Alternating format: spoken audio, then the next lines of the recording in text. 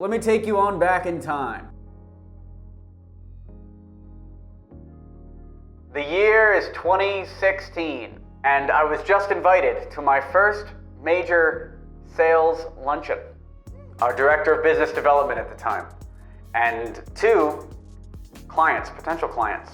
I'm eating, I'm going through the meeting, I think it's all normal. I think everything's going great.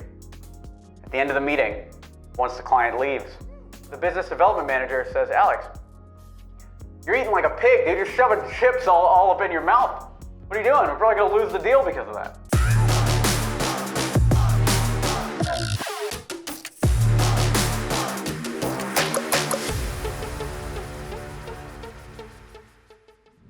This video is brought to you by Email 10K. Learn how to book meetings with billion-dollar brands and take your company to the next level at email10k.com. So there are all these little mistakes like that, like eating like a pig at a business dinner or bouncing around too much, that I've actually found are irrelevant. I'm gonna go completely against what both of those guys say. Neither of those matter. You're either gonna sell the deal or not. And the reason why I know that is we ended up working with both those companies, all right? So whatever, regardless of me bouncing around too much or eating like a pig, I'm not gonna change my eating habits. I grew up with 5 brothers. If you didn't eat quick, the food was gone. Can I change that in my adulthood and instead eat pizza with a knife and fork? 100%. But why would I change who I am just based on other people's perceptions? Isn't that the whole point of a rich life, is being able to do whatever you want without having to worry about how other people are gonna judge you? So there are business development mistakes to avoid, but eating etiquette and not bouncing around so much are not those mistakes. Here are the real top business development mistakes to avoid. By the way, just quick, who am I? I'm Alex Berman. We've sold millions of dollars of deals. I run a suite of companies, including a lead gen agency, and I teach people how to start a business using cold email at email10k.com. So this is something we've had a lot of experience with. I've had a lot of experience with. I've sold 6-figure deals. I've sold 7-figure deals. I've even sold 3-figure, couple $100 deals. So I know across the whole suite of pricing, I've had experience, along this whole thing. Mostly in business to business space. So this advice is for business to business. Now, the number one mistake that business development people, salespeople make is not asking questions. They go in to a call and instead of asking questions, they keep hitting people with, "Here's why we're great. This is what we've done for these companies. You're a similar company, you're gonna do this. I'm sure you're thinking this." And just they're talking and talking and talking, and there's no feedback being gained by them, so they can't really pivot the sales conversation. It's all assumptions. I'm not saying that that doesn't work. I just listened to a sales call with one of our sales guys where he talked for 90 minutes straight and the client closed on a 5-figure deal. So if your assumptions are correct and you do understand the client and exactly where they're coming from, it does work at this point. But the 90-minute call of just pure presentation came as the second sales call. So there was an initial qualification, like we talk about, a discovery call, where all the questions were asked. Then by the time the 90 minutes of pure lecturing the client and presenting to the client happened, we understood exactly where they were coming from. But on a call number 1, remember, you're a doctor diagnosing a problem. You can't tell somebody that they have cancer without running tests. I mean, maybe you could do that, but that would not make you a good doctor, and I'm sure your license would get taken away. So you can't go into these companies and tell them that they have massive problems with their website and they need a new website before you've asked them if they're converting or how much they're converting from that website right now. Because you might be recommending they replace something that works very, very well. For instance, our funnel for Email 10K looks okay, but any designer would have a million changes to make. And I know that because I've talked to our designers a bunch of times. And they're all like, "Alex, what are you doing?" But they don't know the history of the company. We've designed the Email 10K page to look beautiful before, and conversions have dropped. So I value conversion rate over aesthetic beauty. So if somebody comes in and they're showing me all these beautiful sites and they don't know that about me, there's no way I'm gonna close.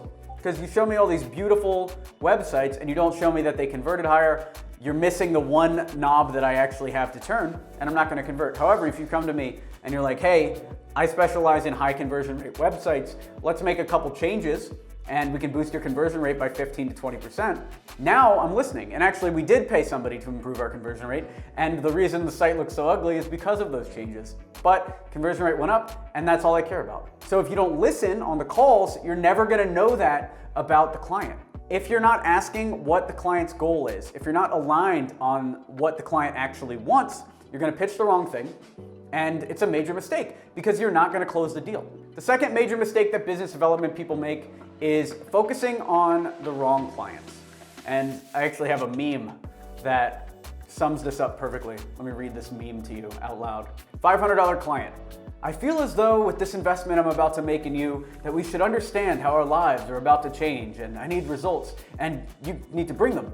I'm entrusting you with our livelihood and lives. So that's the $500 client versus the $5,000 client who says, money sent, thanks. So by focusing on $500 clients, you're putting yourself in a horrible situation.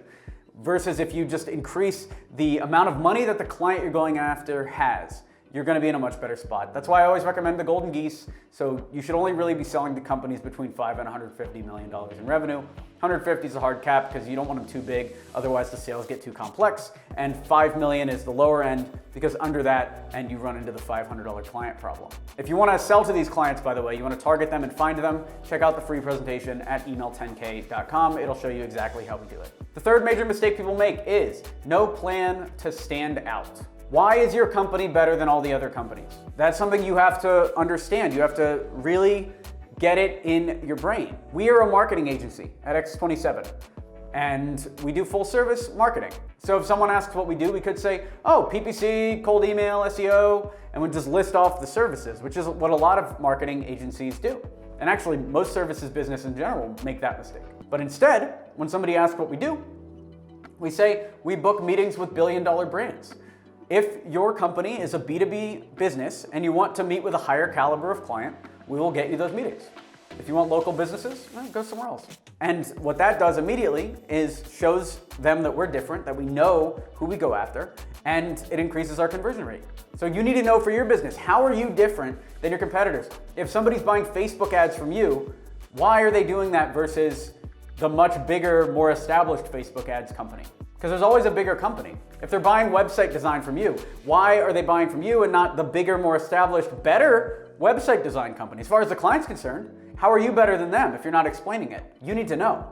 And I'll talk about this more in a second too. Another big mistake that business development people make is being afraid to speak their mind. So for instance, let's say you're selling website development and design, and somebody has a horrible website, and the entire time you're on the call, they're talking about how beautiful their website is. If you don't call them out on how trashy their website is, you're instantly gonna lose trust with the client.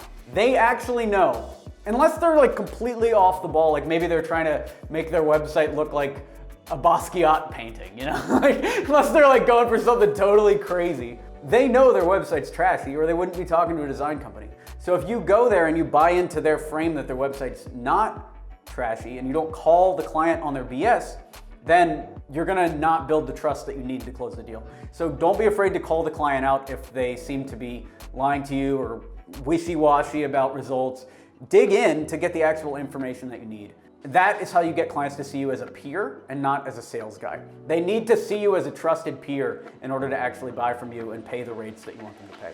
They can't see you as like a McDonald's employee or something. They can't see you as lower than them. They need to see you as the same level or above them. Another big mistake that business development managers make is not preparing for calls. Me and Khalid, who's our project manager, just had a call with a consultant whose job was to manage our YouTube ads. And we got on this call, we were prepared, we were ready to go. And the first question this guy asked, he had a really good reputation in the industry. I don't want to say his name because I don't want to put him on blast. The first question he asked was, so tell me about your business. And it was clear, based on the questions that he was asking, that he hadn't watched any of the YouTube channels. He might not have even visited the website. He might not have even read the questionnaire that he asked us to fill out. It was unbelievable. And we didn't work with him. The reason why is if you're not doing your research, you could be the best X in the world. You could be the best ads manager in the world, the best website developer in the world. But if you're not coming in with an understanding of the business you're trying to sell to, none of that matters because your recommendations aren't gonna hit. So make sure that you do your research.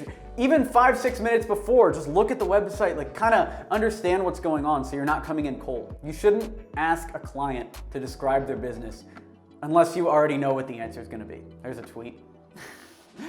I'm filming the video, I'm not gonna tweet that, okay? Not right now. Now let me talk about the biggest problem that business developers make. After all these problems, these are all big mistakes that people are making in business development and sales. The biggest mistake that people make is selling for the wrong company.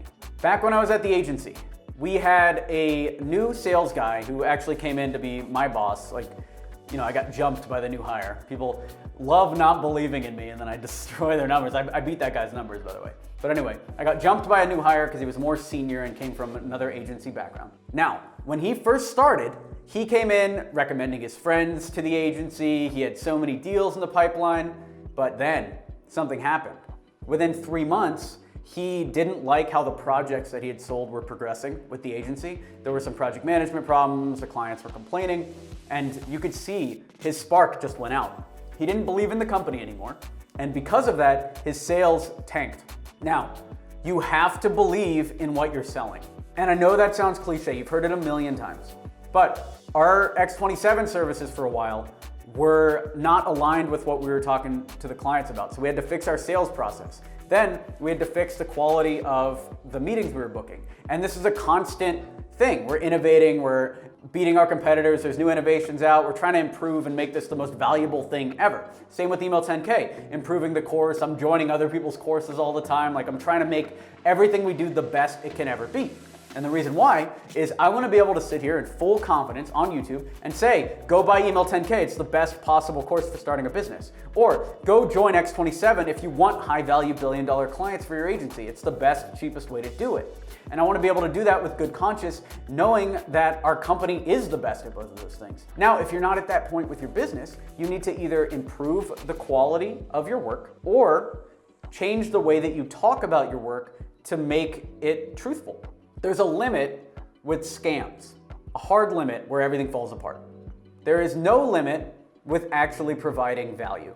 If you're delivering real value with your thing and it's not a scam, then you'll be able to take it to $1 billion in revenue, no problem. There's no breakdown when you're actually adding value and improving people's lives. And that's something that you really need to hold in. You can force making money in short periods of time, but unless you're actually providing value on the other end of that, it will all fall apart on you. And that's something to focus on, because if, on the other side of that, if you can get something super valuable, one, it's going to be selling itself, but two, you could take that all the way to the moon. So don't work for companies that you don't believe in. And if you find a company that you do believe in, sell your off. Destroy the numbers for that company because you found the rare gem, the rare company you can believe in. Now scale that up all the way. This video is brought to you by Email 10K. So you don't have a business idea, huh? Do you want to know what the best business to start is, regardless of market conditions? Check out the free presentation at email10k.com. We have over 200 students that are crushing it using this business strategy, even during this time.